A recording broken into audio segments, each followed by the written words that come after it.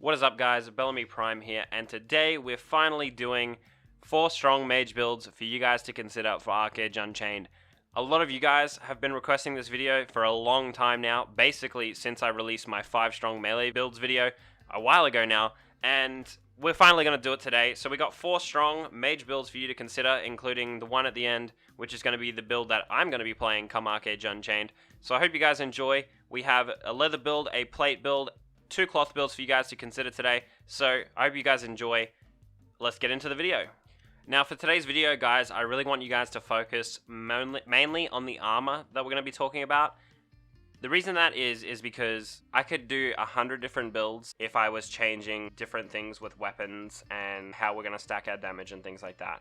But for the most part, in this video today, we're going to be focusing on the armor itself and the different ways that you can build your armor in these different sets. In our builds today, we're going to be doing just simple crit damage builds. We're not going to be doing anything to do with defense penetration or anything like that, because regardless with what build you take here, you can do defense pen variants, you can do crit damage variants, and you can do hybrid variants of each of these builds. So I don't want you guys to get too hung up on, you know, what damage that we're scaling, and what kind of weapons we're going with. We will talk about it slightly, but for the most part, this video is going to be focused very heavily on the armor specifically, and how to balance your armor when playing mage, and how you need to cover your weaknesses depending on which kind of armor type you take, and the pros and cons of each. So we're going to be starting off with leather today, because it's easily the one I get asked about the most. There's a lot of hype around, you know, leather mage being very strong come ArcheAge Unchained because of the buffs to skill damage on the leather sets and things like that. So I've had a lot of people asking me questions about leather mage, so we're going to talk about that first because it's the most requested thing for me to discuss. So we're going to jump right in, and straight away, if you've been messing around with builds, you would see that we are in a full Hiram leather set.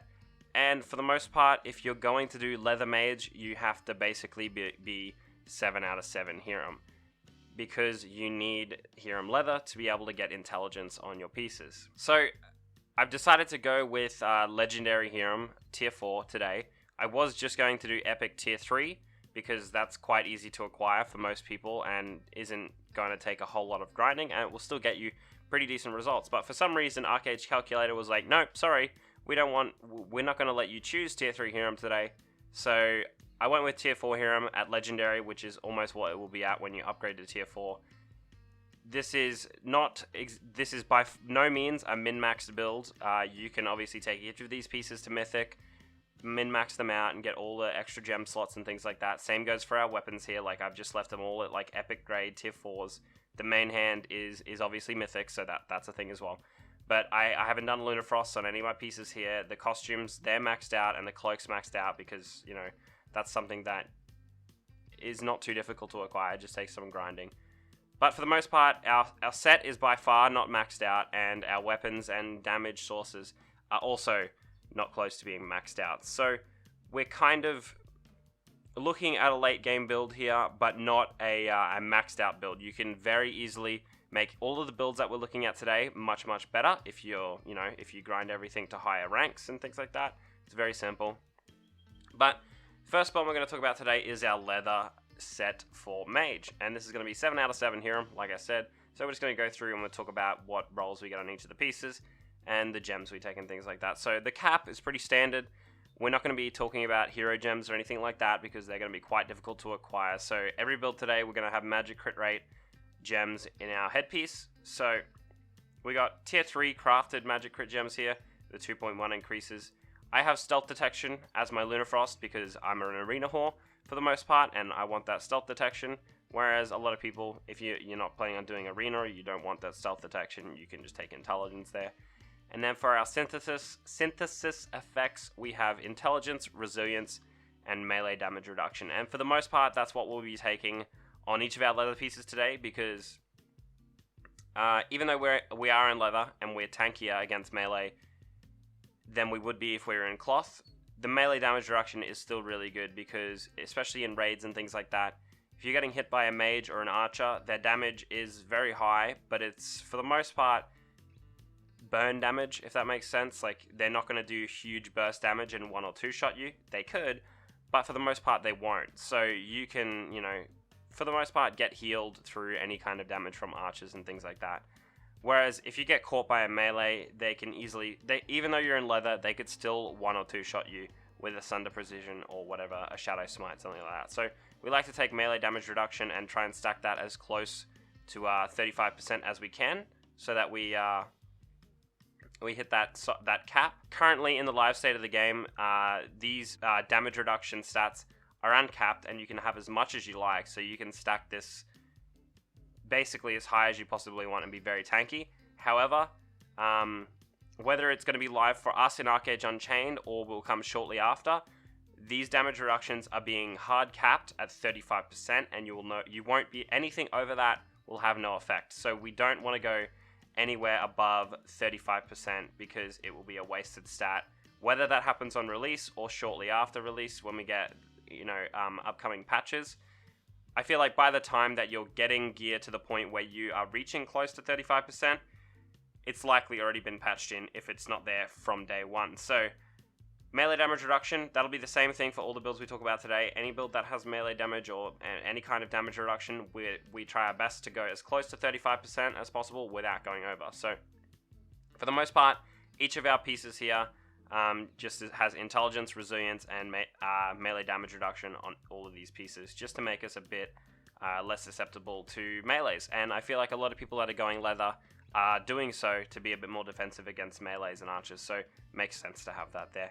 And obviously resilience just reduces crit rate and crit damage, like the chance for people to crit against us and the critical damage they can deal against us. So we end up with a pretty hefty amount of resilience, almost 12,000. The soft cap of that I believe is 10.4k, so we're a little bit over that, but although it does start to give diminishing returns, it's still fine to have over that.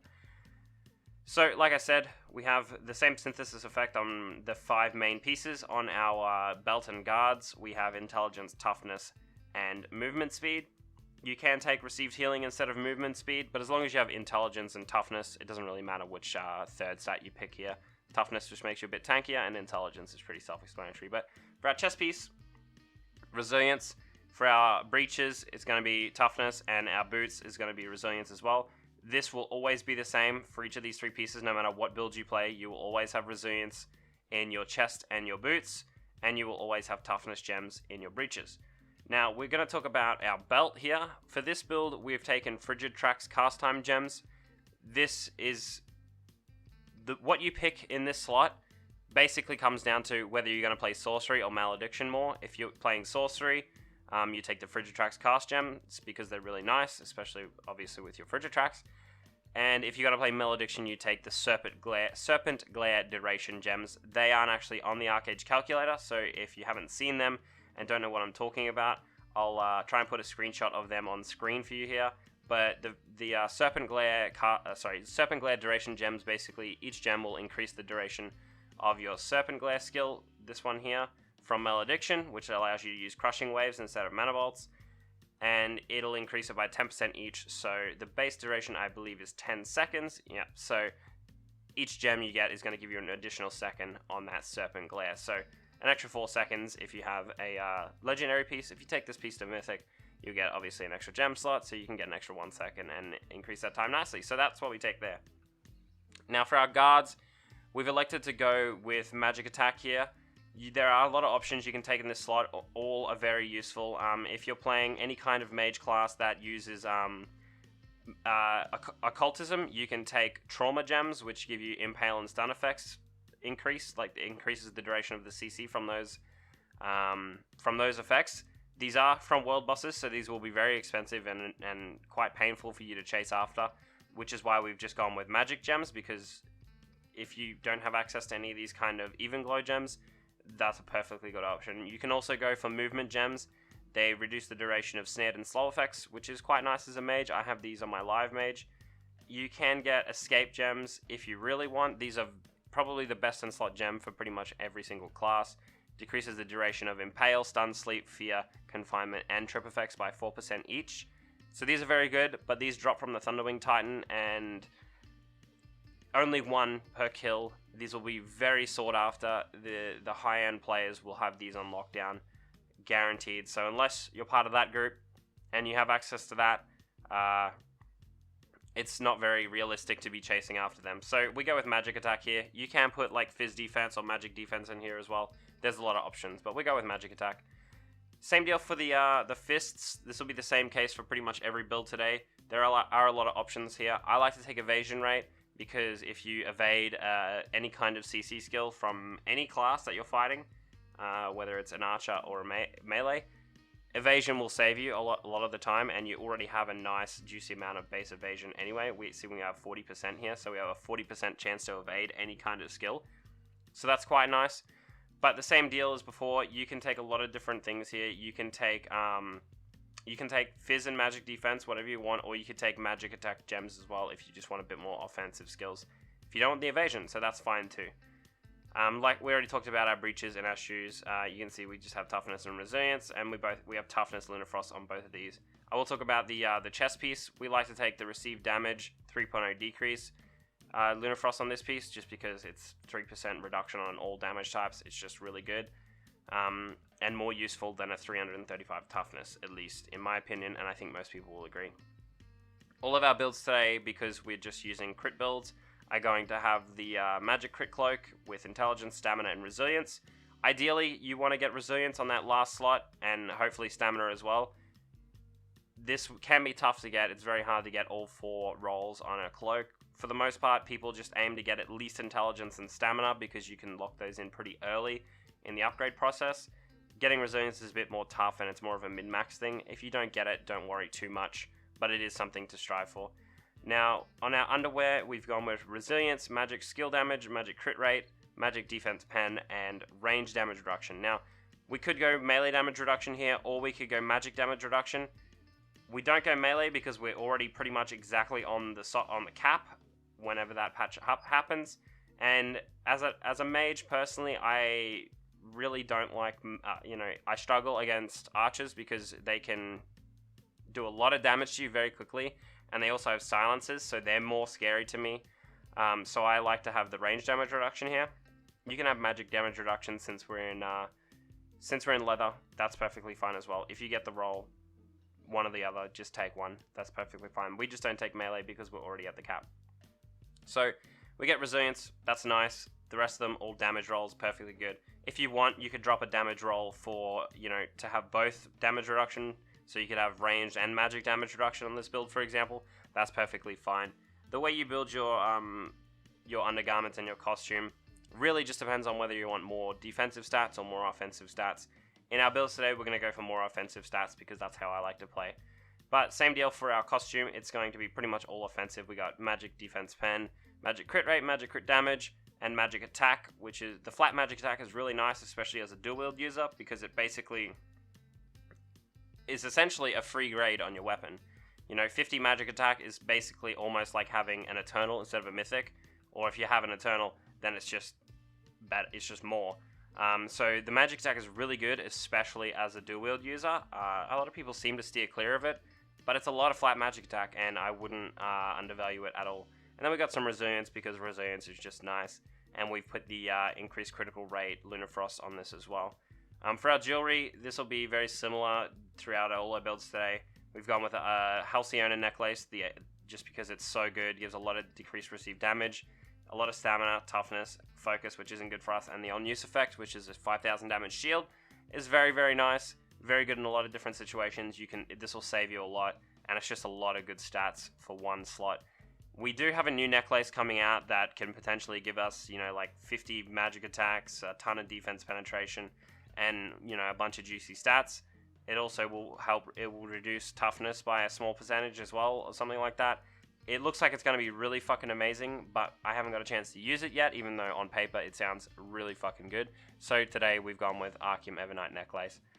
If you were to drop this out and drop the 6% received damage, and you went below, well below the cap here, and you want a bit more damage reduction against melee, you can obviously put like melee damage reduction on your cloak or something like on your underwear or something like that, and round that out. It's really just a big game of shuffling stats and balancing it the way that you want.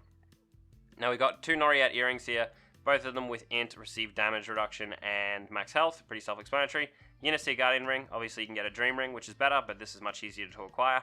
Like I said, we don't have Lunar Frost on any of these, so you can get a bit of extra Fizz defense, magic defense, and some magic attack, whatever. For our ring, we got Intelligence, Magic Defense Pen, Magic Skill Damage.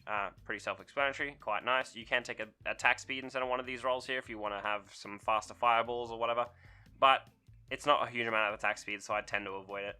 And then for our weapons, we've just got Hiram Guardian, tier 4 weapons. Our main head's mythic. The bow and offhand are both epic. We got them full crit damage, and they each rolled with Intelligence, Magic Defense Pen, Magic Critical Damage. If you find that you want to have a bit more consistency with your magic crit damage or your magic crits, you can see we're at 83.2% here, which is quite nice. You can get the title to get an extra 3%, and you will have more during combat because of your increased critical rate from your costume, and a little bit more from your increased intelligence stacking when you're in combat from your Lunar Stone here. So you will get slightly more in combat, but if you feel like you want a bit more consistency with your crits, you can switch out some magic defense penetration rolls on your synthesis effects, on your offhand, main hand, and all that to get some more crit damage. Crit rate, which is perfectly fine. Personally, I feel like as soon as my crit rate is above 85%, it feels plenty consistent, and magic defense pen is just a good source of more damage. So I like to do it this way. And then we got attack speed gems in our flute and our underwear as well, so that's quite nice for things like our fireballs and our crushing waves. Attack speed is really good as a mage. So yeah, that's the first build. That's our leather build. Like I said, we won't talk too much about the differences in weapons and things like that on the next builds. That's just to give you an idea of what we're going to have on each of these builds. We're mostly just going to be talking about the armor. So basically, build is pretty simple. We're in full leather. We stack full intelligence. Yes, you can trade out a few intelligence rolls on your pieces if you want a bit more stamina. That's perfectly fine too. But we like to stack intelligence, and yeah, that's the leather build. And yes, you will get a bit more skill damage on leather as opposed to the other two armor types. That's cool too. But if you're going to do leather, you pretty much have to do full Hiram. Otherwise, you're just going to lose out on damage, and it's not going to be worth making the change. Okay, so the next build we're going to do today is a plate magic build. So it's the same situation. We're going full Hiram, just because if you want to do plate mage, you pretty much have to do full Hiram. It's the same deal. And basically, it's very similar to the leather build. All the gem slots are almost the exact same, except instead of our guard slot, we have magic defense to help with our magic defense here. And on our gauntlets, we have magic defense as well instead of evasion, because we need less evasion because we're plate and we're going to be extremely tanky towards melees and archers anyway. So evasion is a little bit less important, and magic defense will help us a lot. Keep in mind that, yes, I only have 1,500 magic defense in this build, but come 6.0, they're actually slightly reducing the fizz defense you get from plate and giving them a flat amount of magic defense that they get, much like cloth, how it has a bit of physical defense. So you will have slightly less physical defense, so you'll probably have closer to 20k physical defense, but you'll also have a lot more magical defense by default as well. So a lot of people are like, oh, why would you get a couple magic defense gems? You're only going to end up with, 1,500 magic defense. Anyone who's playing mage has probably got like 4k magic defense penetration. They're going to ignore all that completely. Well, if you have 5-6k magic defense, which is very likely that you can hit that, yes, they're going to penetrate 4k of that, but if you're left with, 2,000 magic defense, you're still going to have 20% mitigation at the end of the day. So that's quite nice as well. And obviously we're stacking our fixed magic damage reduction or our magic damage reduction up to 35%, so that we get 35 plus about 20% from our magic defense against mages, and that'll make us plenty tanky to not get fucking insta-melted in plate. So that's quite nice. So it's the same deal on our plate pieces. We take intelligence, resilience, and then instead of melee damage reduction, we take magic damage reduction, because that's what we need to round out our defenses, right? So the same deal for pretty much all of these slots. I'll leave a link to all these builds in the description if you want to look through them. But essentially, the way the build works is you go plate, you take all the rolls on Hiram that give you magic damage reduction. That helps you round out your magic defense. We take an extra couple magic defense gems on top of the flat amount that we're going to get. You can add some magic defense into your costumes and things like that if you want to be a bit more tanky. That's perfectly fine as well. You can also get rolls on your Noriette jewelry that give magic defense instead of max HP or something like that. That's perfectly fine as well. It just depends on how much you're struggling against other mages and how much tankier you want to be against them. So that's perfectly fine. You guys can go through this build in the description. It's the same deal. Frigid Tracks, you can take Serpent Glare there if you want to play Malediction more. That's perfectly fine. All of our right side of this is exactly the same. That's perfectly fine. So essentially with this build, we're going to be very tanky against archers and melees. Which will give us a bit, it'll be a bit more forgiving if we get caught. Our buff gives us a lot less skill damage, so you'll be missing out on like 3 to 4% skill damage at the same grade. That's not super significant, but it will make a very small difference, so keep that in mind. But in general, this build is going to be a lot more defensive, especially if you can comfortably round out your magic weakness. You'll be perfectly fine, and this will be a very competitive and very strong build. I will point out that come 6.0, Plate is going to have a 10% increase on all mana consumption, which for some classes is a bit of a deal breaker. As a mage, we easily get close to, if not more than 50k mana, and our skills, while they're slightly, they cost quite a bit of mana, you won't go through your mana very quickly as a mage. Even with the 10% increase on all the mana costs, mana shouldn't be a problem, so I wouldn't be too concerned about that 10% mana increase on all your skills. And if it is somehow a problem, just take some mana flasks with you and you'll be perfectly fine. Especially if you take the new mana flasks that give you % increase on your mana. 13% of mana with 50k mana pool is a lot of mana returned on a 20-second cooldown. So it is a slight nerf to Plate because yes, you will spend more mana, but it's not going to be a game breaker. You're not going to game change. It'll be perfectly fine. So this is a very solid build. You will be weak against other mages early on because you won't have the magic defense. You won't have all the high rolls for your magic damage reduction here. But that's fine. Come late game, you can round this out quite nicely, be very tanky against melees and archers, and then be perfectly competitive against mages. So solid build. You can do this with a staff. You can do this with dual wield. I did a separate one here where it has a magic defense shield instead of the offhand. So if you want to sacrifice a bit of your damage, you can easily throw in a magic defense shield here, get 8,000 magic defense, and obviously you'll get another 3k or so when the plate changes happen, which is going to be live on ArcheAge Unchained. So easily you'll be sitting over 10,000 magic defense here, which is the exact same as what a leather wearer would have, basically. So that's perfectly fine too. If you're playing this build, it's likely that you'll have a scepter and an offhand as well as a shield. So if you're versing a mage, you can put the shield on. If you're versing someone that's not a mage, you put the offhand on and get that extra damage, and that's perfectly fine. The shields from Hiram are actually quite good offensively. They're not obviously as good as an offhand, but you can put intelligence on them. You can get a bit of magic attack from them, and that's fine too. So solid build. You have the option to switch between an offhand and a shield whenever you want. That's perfectly fine. Obviously, if you're on the shield, you're gonna take, like a bit of damage, but you'll be way, way tankier, so that's cool too. So that's an option. Okay, so the next build we're going to talk about is a 7 out of 7 library set for mages. It's the cloth library set.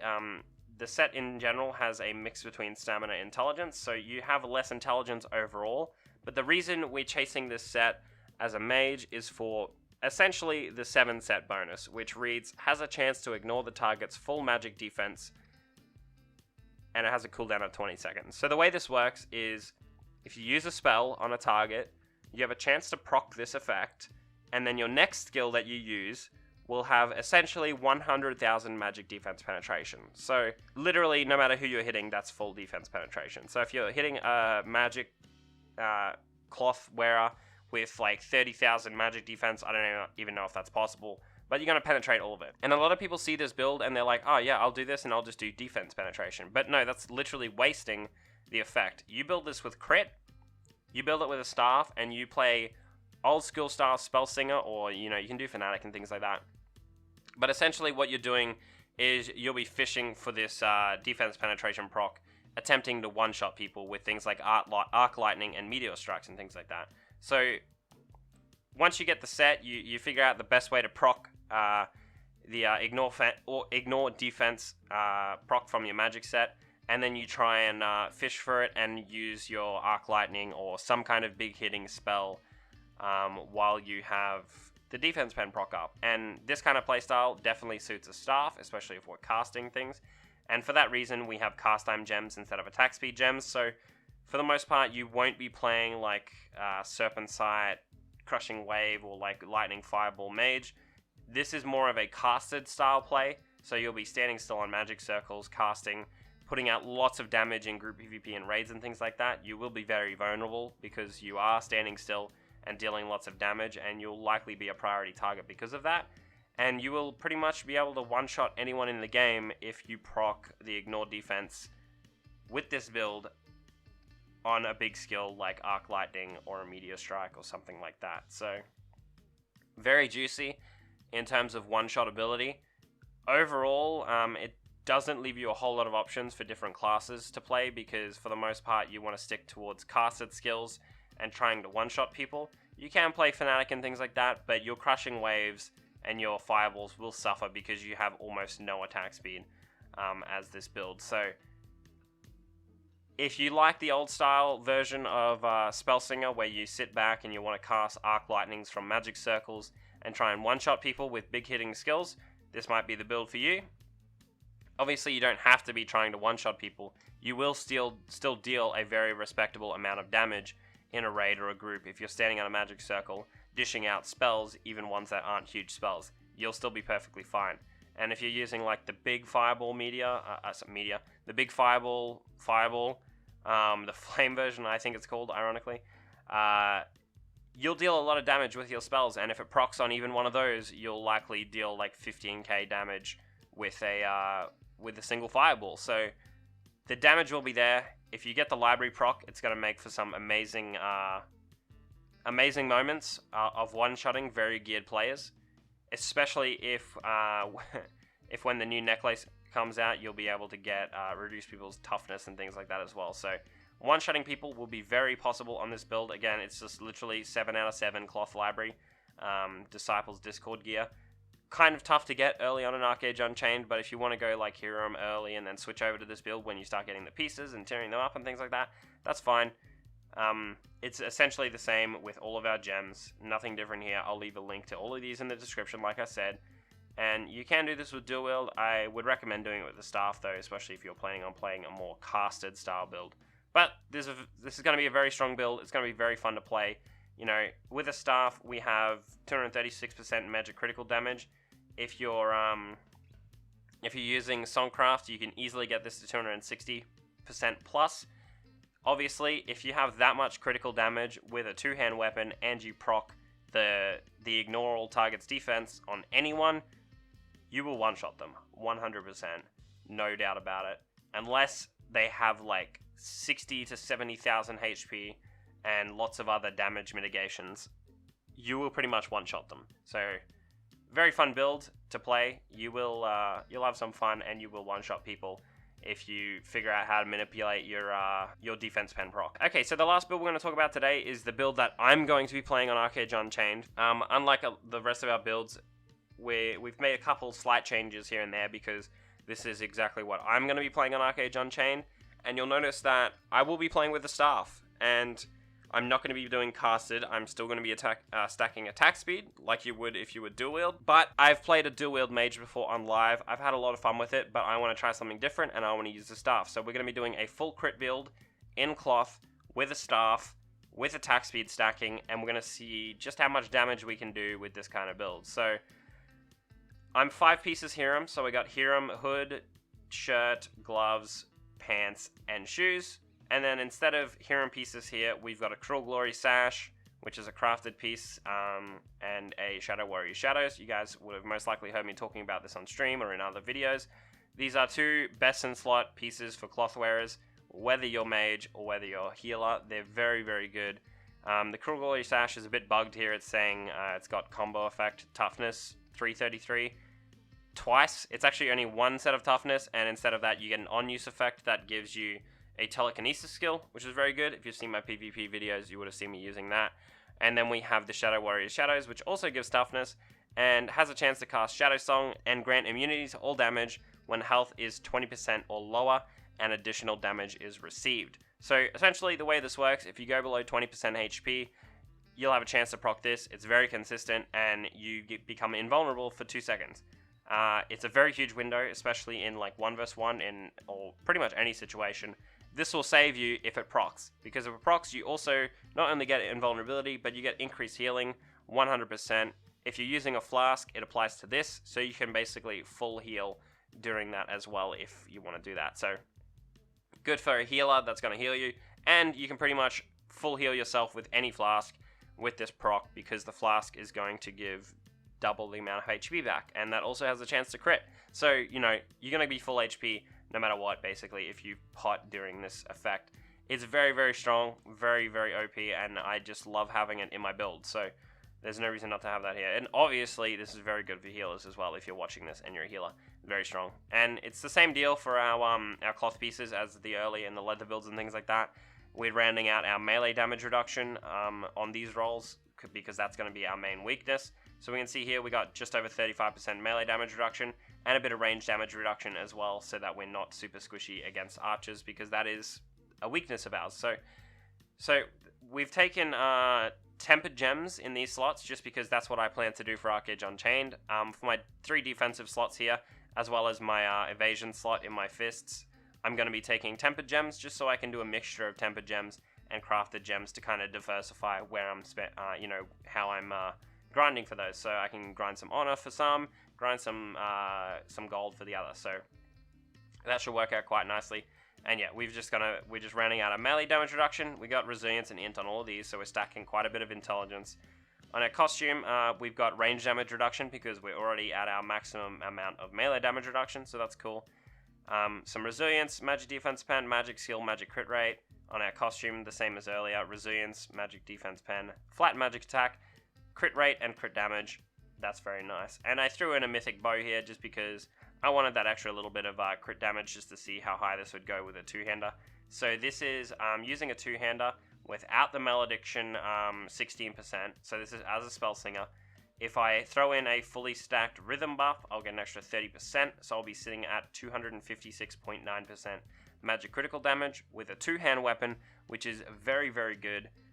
If I throw in malediction there, I can get well over, over 270% as a two-hand user. That is very, very strong, because you have a ton of flat magic attack, and it's just going to be insane. It's going to be very fun to play. So I'm looking forward to trying out this build come ArcheAge Unchained. Yes, my malediction crushing waves and my fireballs are going to be slower than someone who's dual wield. That's fine. I'm already used to that as a high ping player anyway. So I want to do this. I've played with the staff before. I had fun even playing the instant speed fireball build and all things like that.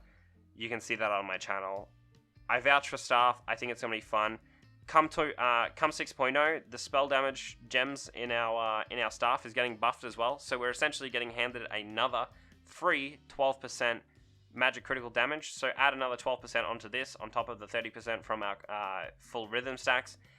And I think our damage is going to be pretty insane. So whether or not I'm one of the only few people on my server that's going to be playing with a two-hand weapon as a mage, that's very likely. I think a lot of people will swing towards dual wield because it's just so strong right now, and it's not up in the air. We're not certain whether two-hand's going to be really good or kind of average.